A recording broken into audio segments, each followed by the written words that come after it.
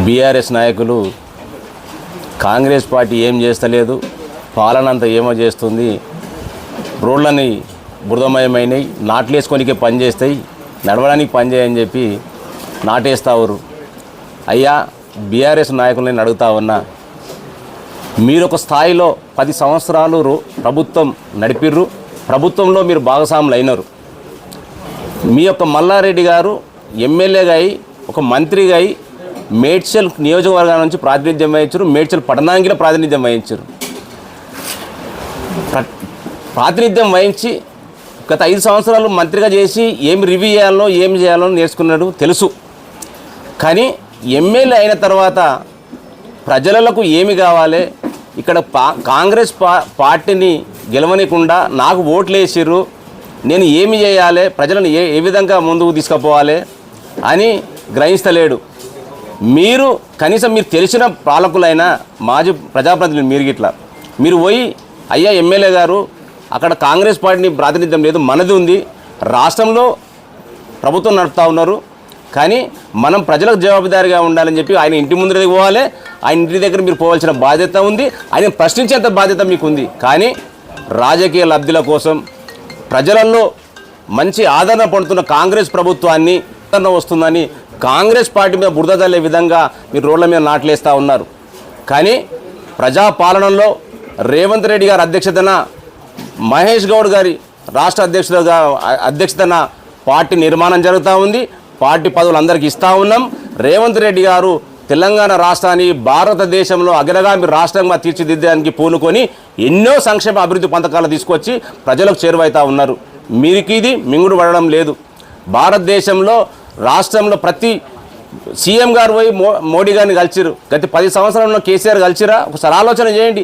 రేవంత్ రెడ్డి గారు ఎన్నోసార్లు ఢిల్లీని వేడి ప్రభుత్వం, కేంద్ర ప్రభుత్వం నుంచి నిధులు తీసుకొచ్చే విధంగా మోడీ గారిని కలుస్తూ ఉన్నాడు, ప్రతి మంత్రి కేంద్ర మంత్రులను కలుస్తూ ఉన్నాడు. ఆలోచన చేయండి. ఇప్పటికైనా తెలంగాణ రాష్ట్రానికి ఏ విధంగా మనం కొట్లాడినాము, తెలంగాణ రాష్ట్రం ఏ విధంగా అభివృద్ధి చెందాలి, ఎవరు అభివృద్ధి చెందుతున్నారో ఆలోచన చేసుకోవాల్సిన అవసరం ఎంతైనా తెలియజేస్తా ఉన్నాం. రేవంత్ రెడ్డి గారు నిశలు రోజుకు 18 గంటలు వీళ్ళు తెలంగాణ రాష్ట్రం కోసం పనిచేస్తూ ఉన్నారు. కావున పాలకులారా, ఎమ్మెల్యే గారు, మీరు ఏ బాధ్యతలో ఉన్నారో చూసుకోండి. మీ కార్యకర్తలు ఆగమవుతూ ఉన్నారు, మీరు పక్క పార్టీలకు తొంగి చూస్తూ ఉన్నారు. ఇక్కడ కాన్స్టిట్యూన్సీలో ఉన్నటువంటి బీఆర్ఎస్ నాయకులు అంతా ఆగమవుతూ ఉన్నారు. మీరు 90 రోజులకు ఒకసారి రివ్యూ చేసుకునే అధికారం మీకు ఇచ్చారు ప్రజలు. దాన్ని చేసి ప్రజలకు చేరువ ఉండి ప్రజల దగ్గర మీరు ఏ విధంగా అభివృద్ధి చేయాలో నేర్చుకోవాల్సిన అవసరం ఎంత ఉందని తెలియజేస్తా ఉన్నాం. అదేవిధంగా బీజేపీ పార్టీ వాళ్ళు ఇలా హైవే మీద పోతున్న మోరీని చూసి ఇదంతా ఎవరు చేయాలని అడుగుతూ ఉన్నారు. అయ్యా, మీకు చెప్తా ఉన్నాం, మీరు నేషనల్ పార్టీ, కేంద్ర ప్రభుత్వం పార్టీ మీది, సెంట్రల్ గవర్నమెంట్ నడుస్తూ ఉంది. మీ ఎంపీ గారు ఇక్కడ ఉన్నారు, నిధులు తీసుకురండి, తీసుకొచ్చి ఆ కాన్స్టిట్యున్సీని అభివృద్ధి తీసుకుపోయే బాధ్యత మీ మీద ఉందని తెలియజేస్తూ ఉన్నాను. ఇలా అక్కడ శానిటేషన్ మేము డిప్యూటీ డీసీ గారితో మాట్లాడినాం. అయ్యా, డిపోలకు ఎందుకు నీళ్లు పోతున్నాయని చెప్పి ప్రశ్నించడం జరిగింది. అక్కడ హైవే నుంచి వస్తున్నటువంటి అండర్ డ్రైన్, అది ఓపెన్ నాలా ఏదైతే ఉందో హైవే వాళ్ళు మూర్చేసి అది మొత్తం కప్పేయడం వల్ల ఇవన్నీ నీళ్ళన్నీ డిపోలకు పోతూ ఉన్నాయి. మొన్న హరివర్ధన్ రెడ్డి గారు, మా వజ్రేష్ యాదవ్ గారు, మాజీ ఎమ్మెల్యే సుధీర్ రెడ్డి గారు కానీ ఆదేశించి డీసీ గారు ఫోన్ చేసి ఎమ్మెల్యే అది చీపేయడం జరుగుతుంది. ఎంత చేసినా తాత్కాలికమే. కానీ హైవే మీద జరుగుతున్నటువంటి ఈ యొక్క బ్రిడ్జి పనులు చేపించుకునే బాధ్యత మన మీద ఉంది. బీజేపీ పార్టీగా, రాజకీయ నాయకులుగా మీకు ఉంది, మాగిళ్ళ పౌరులుగా ఉంది.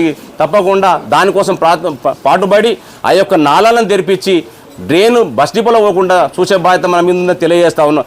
అదేవిధంగా తుమ్మచెరువు నీళ్లు గత కొన్ని రోజుల కింద డ్రైన్ తీసుకుపోయి బయట పడేసినాం. తుమ్మచెరువు నిండితే ఇబ్బంది జరుగుతుంది. గత పాలకులు దాన్ని పట్టించుకోలే. ఆనాడు పట్టించుకోకపోతే అలిగెళ్తే దాని ఇబ్బంది తెగిపోతే ఇబ్బంది అవుతుందని చెప్పి గ్రహించి మా యొక్క పెద్ద మనుషులందరూ, మా హరివర్ధన్ రెడ్డి గారు, వజ్రేష్ యాదవ్ గారు, సుధీర్ రెడ్డి గారు, నక్కప్రభాకర్ కూడా అందరూ ఆలోచన చేసి ఈ యొక్క నీళ్ళని తీసుకుపోయి బయట వేయడం జరిగింది. పెద్ద పైప్ లైన్ వేసి 600 డయా చేసి పైప్ లైన్ తీసుకుపోవడం జరిగింది. కానీ అక్కడ కొంచెం నీళ్ళ జతుకుతూ ఉంది. అంటే జతికినాక బీటీ రోడ్ వేయాలి.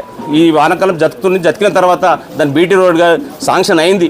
గత నెలనే శాంక్షన్ అయింది. కానీ వర్షాకాలం కావడం వల్ల పనులు కొంచెం బీటీ రోడ్డు వర్షాకాలం వేయలేము కనుక పనులు కొంచెం జాప్యం జరుగుతూ ఉన్నాయి. తప్పకుండా ప్రజలకు జవాబుదారీగా మా రేవంత్ రెడ్డి గారు పనిచేస్తారు. వారి అధ్యక్షతన మేము అందరం పనిచేస్తామని తెలియజేస్తూ ఈ అవకాశం పెద్దలందరికీ ధన్యవాదాలు తెలియజేస్తా ఉన్నాను.